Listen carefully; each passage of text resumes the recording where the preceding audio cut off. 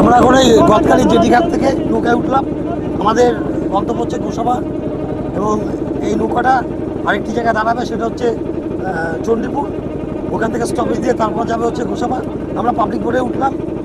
তবে একটা কথা খুব সুন্দরভাবে বলতে চাই, সেটা হচ্ছে যে অ্যামাজন যদি 30% অক্সিজেন দিয়ে থাকে, তাহলে অবশ্যই আমাদের সুন্দরবন 5% অক্সিজেন তো দেয়। আর এখানে দেখতে পাচ্ছেন অনেক বোটে মাছ ধরা হচ্ছে।